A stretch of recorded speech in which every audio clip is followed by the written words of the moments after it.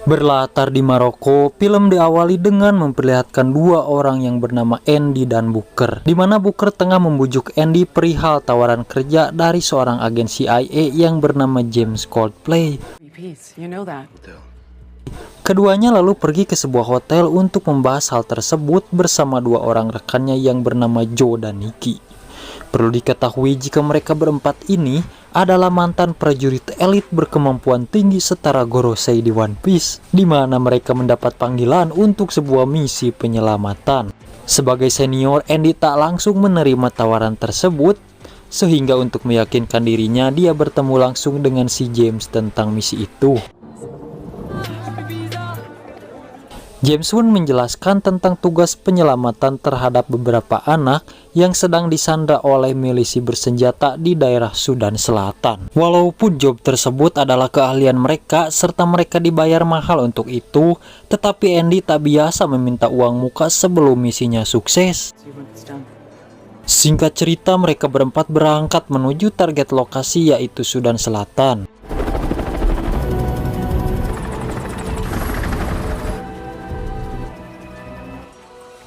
Ketika malam tiba, mereka sudah berada tepat di hadapan kamp pertahanan musuh. Dengan chill, mereka mulai merangsak masuk dan berhasil melumpuhkan para petugas patroli yang berjaga. Di sana, kelihayan mereka memang sangat-sangat GG layaknya Anbu-Anbu Konoha. Sekalipun outfit yang mereka kenakan sama sekali tak menggambarkan identitas siapa mereka sebenarnya.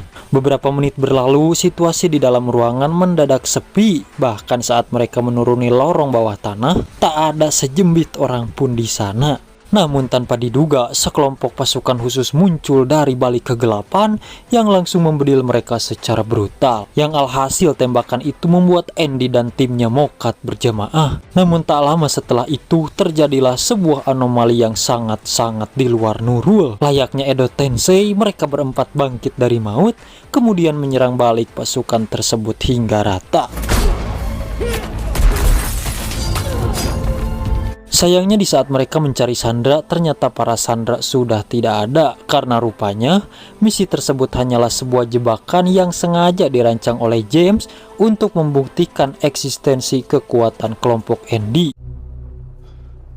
Singkat cerita, Andy dan Circle meninggalkan lokasi tersebut. Di sini kondisi fisik mereka sudah kembali pulih seutuhnya tanpa bekas luka sedikit pun. Namun Andy begitu kecewa telah ditipu, di mana mereka menyadari bahwa adanya elit global yang mendeteksi identitas mereka sebenarnya, termasuk si James. Sementara di Afghanistan diperlihatkan seorang anggota marinir USA bernama Nile bersama yang lainnya sedang melakukan pengejaran terkait seorang tokoh pemberontak. Tak lama target ditemukan atas petunjuk dari seorang ece-ece yang mana mereka sedang dijadikan tameng untuk menutupi persembunyian si target.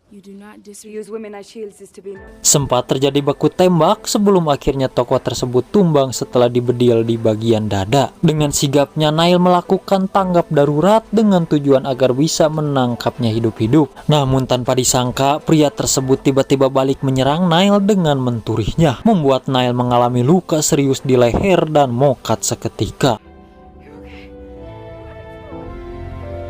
Di sisi lain, Andy bersama circle-nya memutuskan kembali ke Maroko untuk mencari Kupli. Tetapi pada saat bersamaan, mereka memimpikan Nile yang ternyata masih hidup setelah insiden maut yang telah menimpa Nile tadi. Membuat mereka terbangun kaget karena mimpi tersebut merupakan sebuah tanda isyarat akan adanya kehadiran anggota baru. Mengingat selama 200 tahun terakhir, baru kali ini terlahir kembali orang yang dianugerahi privilege keabadian yang sama seperti mereka, yang tidak lain adalah si Nile. Menyikapi hal itu, Andy memutuskan menelusuri identitas Nile pasca melihat petunjuk pada mimpinya tadi. Di kamp tentara, semua orang dibuat gempar dan tak percaya bahwa Nile masih hidup. Bahkan luka sabetan pada lehernya sudah tak ada sama sekali, yang tentu saja mereka sangat terkejut dengan fenomena ini. Di tempat berbeda, seorang CEO perusahaan farmasi ternama di Inggris, yaitu Dr. Stephen, tengah mempresentasikan proyek besar tentang usaha memperpanjang usia manusia melebihi usia rata-rata. Dan rupanya Copley lah dalang yang berada di balik rencana mereka. Hal itu terbukti ketika dirinya menyetorkan hasil rekaman saat terjadi pematenan pada kelompok Andy waktu lalu. Yang itu artinya Andy dan kawan-kawannya akan dijadikan objek pengujian riset oleh Dr. Stephen. Di mana Copley diminta untuk segera mendatangkan 4 orang immortal tersebut ke hadapan mereka sebelum didahului oleh para pesaing bisnisnya. Sementara Nile yang sudah kembali ke kesatuan harus menghadapi sikap tak biasa dari rekan-rekannya. Bahkan dia diperintahkan komandan untuk melakukan tes kesehatan ulang di Jerman. Sejak itu Nile mulai merasa tak nyaman berada di sana meski dirinya juga wajib menaati perintah dari atasannya. Hingga saat petugas menjemput Nile, tiba-tiba Andy datang merebut paksa mobil dari petugas lalu membawa Nile pergi meninggalkan tempat itu. Sempat mencoba melarikan diri, namun Andy tak membiarkannya begitu saja, bahkan tak segan-segan membedil Nile tepat di babatoknya, yang secara tidak langsung kekuatan Nile tengah diasah, di mana luka akibat tembakan barusan berangsur pulih dengan sendirinya. Terlepas dari semua itu, logika Nile tetap menolak karena sejauh ini dirinya belum percaya atas apa yang terjadi kepadanya. Untuk itu, Nile memilih ikut bersama Andy untuk sekedar mendapat jawaban dari semua kejanggalan ini. Singkatnya, Andy dan Nile bergegas menaiki sebuah pesawat untuk kemudian terbang ke Paris. Di tengah perjalanan, kembali terjadi pertengkaran hebat di antara keduanya sebagai bentuk protes Nile atas ketidakyakinannya pada apa yang dikatakan Andy kepadanya.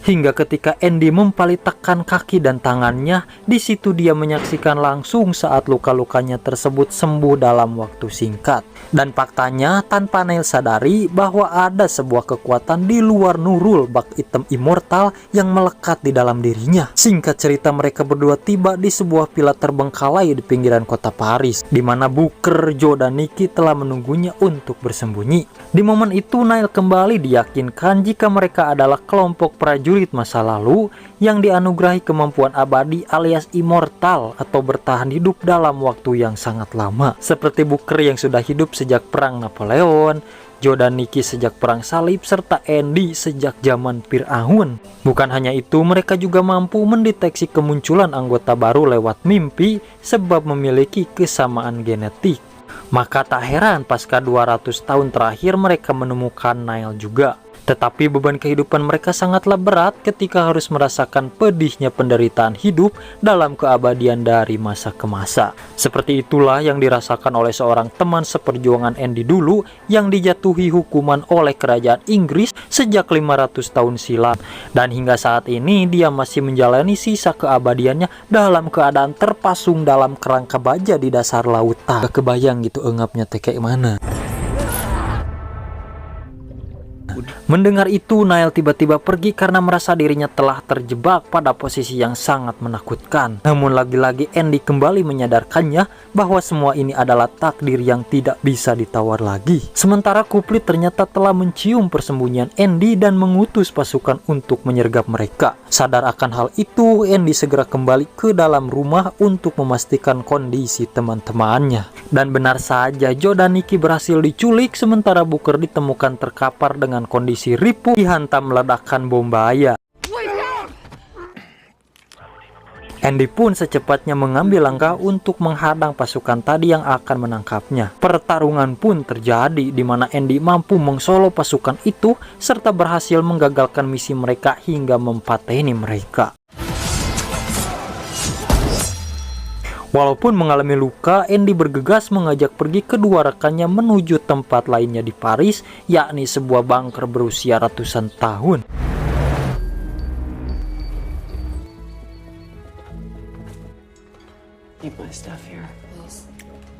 Di sisi lain, Stephen sangat ambisius dengan proyek ilmiahnya. Terlihat sumringah menyambut rombongan Copley saat membawa 2 orang tangkapannya.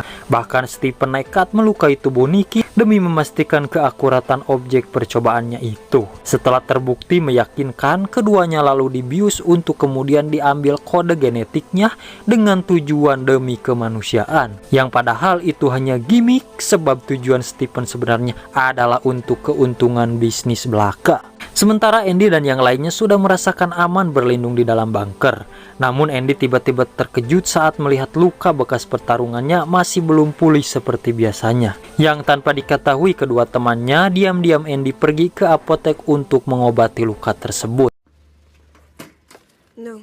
Andy juga sempat terlintas bayangan teman sekelompoknya dulu yang pada akhirnya ternyata akan almarhum juga. Dimana Andy yakin jika hal tersebut akan berlaku juga padanya karena dirinya pernah mendengar sebuah ayat kullu nafsin dha'iqatul maut.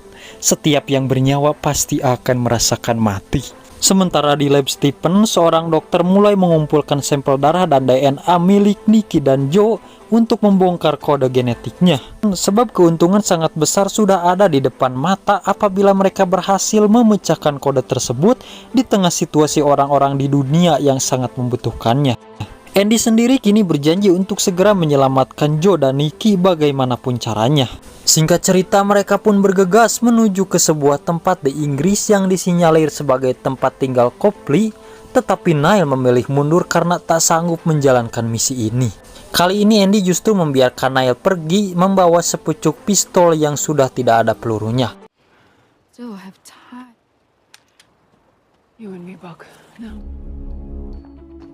Andy yang sudah menggerebek Copley langsung menanyakan keberadaan Joe dan Nikki. Namun tanpa diduga, tiba-tiba sebuah tembakan menyasar pada Andy yang pelakunya tidak lain adalah Booker.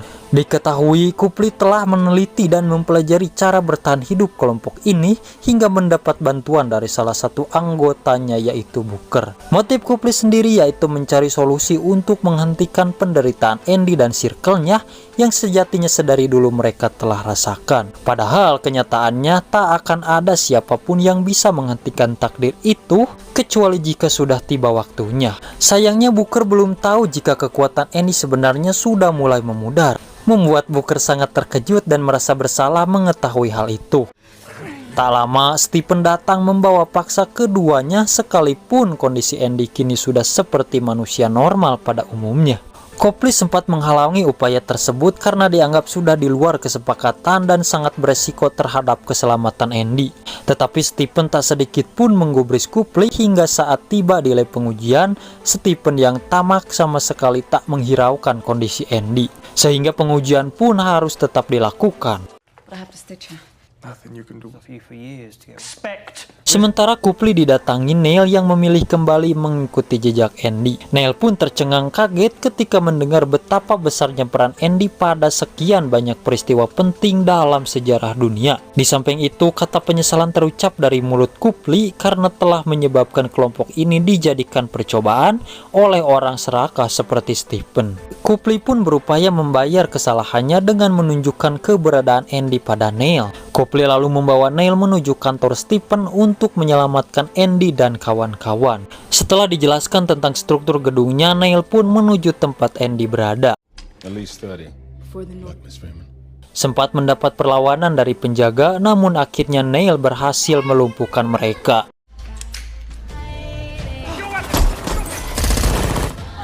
Niall berhasil mencapai ruang labnya, kemudian membebaskan Andy dan kawan-kawan.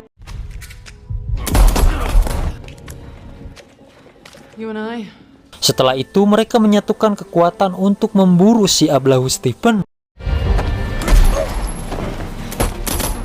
Kerjasama mereka terlihat sangat gege ketika melumpuhkan banyak musuh sambil fokus melindungi Andy yang kini item immortalnya hilang. Akan tetapi peledak meledak tepat di depan mereka.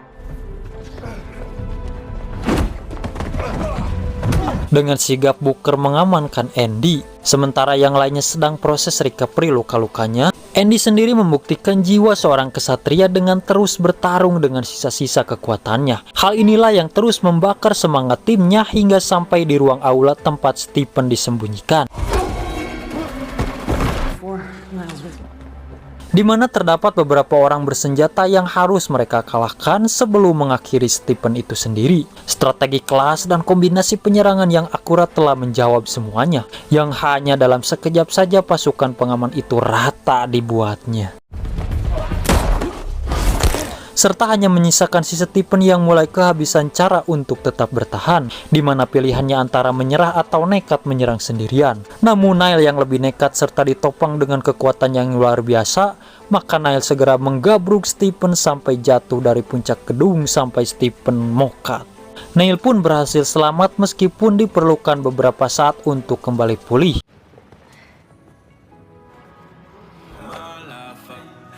Singkat cerita, setelah semuanya sudah menjadi normal, di mana Andy mengajak timnya minum bersama di sebuah bar, serta Niall resmi keluar dari kesatuan marinir dan memutuskan bergabung dengan Andy. Sementara Booker dihukum atas tindakannya, yaitu tak boleh bertemu dengan mereka selama 100 tahun ke depan.